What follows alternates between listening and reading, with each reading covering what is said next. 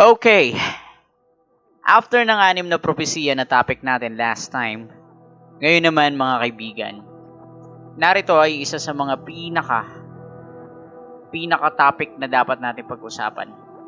And this is one of the most serious things na kailangan tutukan ngayon at kailangan nating malaman dahil ito ay ang bansa ng Diyos, ang bansa ng Israel. So what is really happening, sobrang gulo ngayon. And we need to pray for that country right now. Okay, so imagine nyo na lang, nung September 25, nagkaroon ng matinding hakbang ang Hezbollah. Isang missile strike laban sa Tel Aviv. Ang unang beses nilang gawin ito, galing pa yung missile sa Iran. Pero na-intercept ng Israel bago pa makaabot sa target na headquarters ng Mossad, ang kanilang spy agency. Pero sa mga Israeli, parang inaasahan na rin nila ito dahil matagal na nilang kinatatakutan na baka bombahin sila ng libu-libong rocket ng Hezbollah. Pero so far, hindi pa ito nangyayari sa malawakang antas. Handa na ang Israel Army actually para mas palakasin pa ang advantage nila. Pero ang mga sundalo nila papasok na sa enemy territory. Papunta sila sa mga villages na matagal nang inihanda ng Hezbollah bilang malalaking military outpost.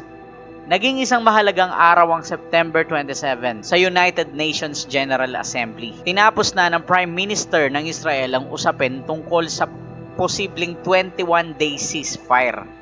Nagbigay siya ng matinding message, walang lugar sa Iran na hindi kayang abutin ng Israel, pati na sa buong Middle East. Pagkatapos ng speech na yon, bumuhos ang pinakamalaking strike sa Southern Beirut. Pinahintulutan ni Netanyahu na patayin ang leader ng Hezbollah, si Hassan Nasrallah. Dozens of missiles ang sumira sa kanilang underground headquarters na itinayo pa sa ilalim ng mga residential apartment blocks. Makapalang usok sa ere, amoy abo ang paligid, habang nagmamadali ang mga emergency services para tumulong sa mga tao sa lugar ng trahedya. Kaya kung saan nakatira ang daan-daang sibilyan, patuloy ang pambobomba ng Israel sa Lebanon. Napaka-dense ng usok sa kalangitan at matindi ang amoy ng pagkasunog. Sobrang lawak ng pagkawasak dito. 1 milyon na yata na tao ang na-displace at ang mga Israeli tanks ay nagkukumpul-kumpul na sa border. Naghahanda para sa pang-apat na invasion nila sa loob ng 50 years. Sa madaling araw ng October 1, umatake ang Israeli military. Sinasabing limited at targeted raids ito sa Lebanese territory. Ilang oras na lang pagkatapos noon, naglunsad ang Iran ng pangalawang direct attack laban sa Israel. Mas malaki at mas ambisyoso kumpara sa unang attack noong April. Mas ballistic missiles ang bumagsak sa Israel. Tinamaan ang ilang air bases. Marami na namang napigilan ng missile defense ang system ng Israel, pero may isang namatay sa West Bank. Isang displaced na lalaki mula sa Gaza na tinamaan ng debris. Samantalang sa Lebanon, patuloy na tumataas ang bilang ng mga nasawi. Kabi-kabila ang mga kabaong na dinadala sa sementeryo. 13 ang inilibing ngayong araw lang. At parang walang katapusan ang pagdanak ng dugo. Kahit ang militar ng Israel ay nawalan din ng mga sundalo, may mga helicopter na kinokolekta ang mga katawan ng kanilang tropa na nasawi sa pakikipaglaban sa Hezbollah. Kinumpara ng kanilang army ang pagkamatay ng 8 sundalo. Patuloy ang spekulasyon kung paano susunod nagaganti ang Israel sa Iran. Pero sa Southern Lebanon, walang tigil ang mga pag-atake. Bawat araw, palalim ng palalim ang mga pag-atake ng Israel, papasok sa mismong kabisera ng Lebanon. Sa isang masalimuot na lugar sa downtown Beirut, hindi nila inaasahan na ganito kalapit ang pagkawasak sa kanila. Tapos, bigla na lang nangyari ang isa sa mga pinakamabagsik na pambobomba sa Beirut hanggang ngayon. Sa Tehran naman, nagsalita na rin for the first time ang Supreme Leader ng Iran simula nang maganap ang pinakabagong pag-atake sa Israel at inutusan niya ang kanilang mga kaalyado papunta sa anniversary ng October 7 attack ng Hamas. Mas naging matindi pa ang pambobomba sa Beirut. May isa pang strike sa Northern Lebanon, sa Tripoli, kung saan namatay ang isang Hamas leader kasama ang kanyang asawa at 2 anak na babae. Ayon sa Health Ministry ng Lebanon, sa loob ng 3 linggo, 2,000 na tao ang namatay. Sa Israel naman, pinapaalala ng Prime Minister sa buong mundo, nagaganti sila sa atake ng Iran.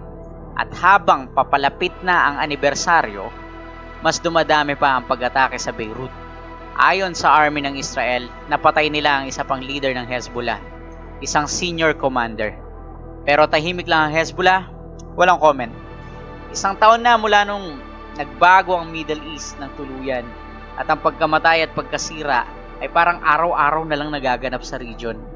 Habang sinasabi ng Iran na ayaw na nila ng escalation, ang buong mundo ay parang naghihintay na lang sa susunod na tugon ng Israel.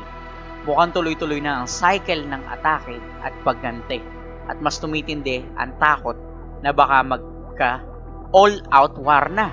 So kapag sinabi nating all-out war, papunta na tayo sa World War III. At pag nagkaroon ng World War III, mukhang hindi na rin ako magugulat kasi mukhang expected naman yan, no?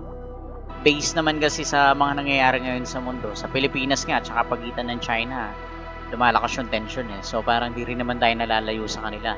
Ang pinag-iba lang, mukhang sa atin, medyo peaceful pa naman. Wala pa naman talaga sa gera. Pero nawa, wag nang umabot sa ganun.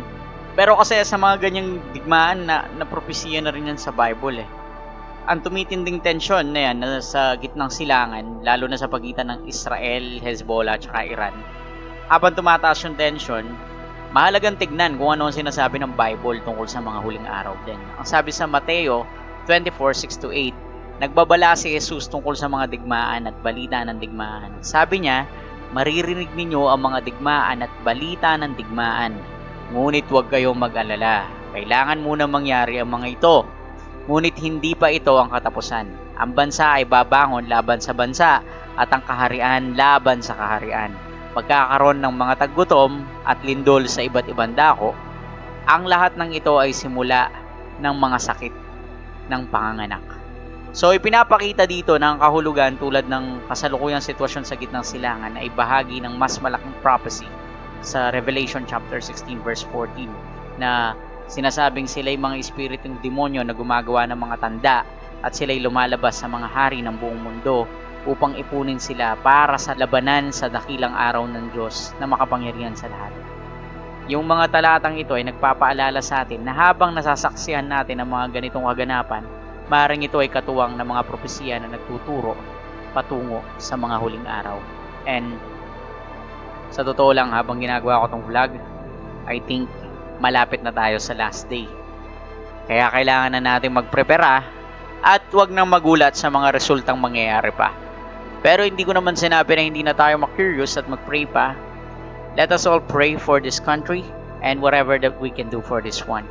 So, paki-like lang at subscribe ang channel na ito. At kung nagustuhan mo ang aking research sa video na ito, next time gagawa ulit ako. So just please support me, okay? Thanks for watching.